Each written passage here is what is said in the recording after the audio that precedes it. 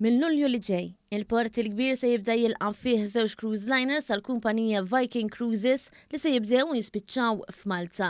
Il-vapuri Viking Sea u Viking Venus se joperaw fir-rotta tal-Mediterran, fil-waqt li wieħed mill-vjaġġi se jżur il-gżira tat-tliet ukoll.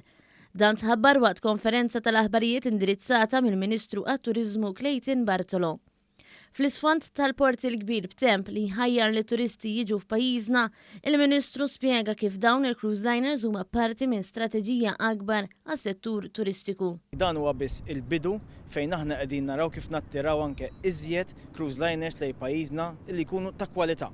Lan tagħna huwa niġbdu lejn pajjiżna turisti ta' kwalità li qattaw iżjed żmien f'pajjiżna u l-cruiseliners huma parti minn din l-istrateġija tagħna għaż-żmien li ġej. Il-Ministru tenna li dan kollu se jgħin lil pajjiżna biex iwessa n-niċċa tat-turiżmu għas-suq Amerikan.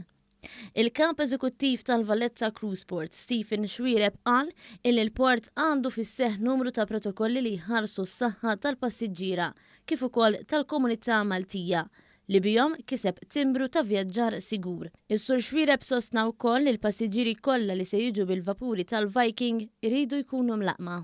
Il-passiġġieri kollha li ħajjiġu ħajkunu vaċċinati għax dak huwa requirement tal-vapur stess, tridu jkunu vaċċinati u qabel jitilgħu abbord ħajsirilhom ukoll non-invasive test, ġifieri ħajabulhom it-test ukoll qabel jitilgħu.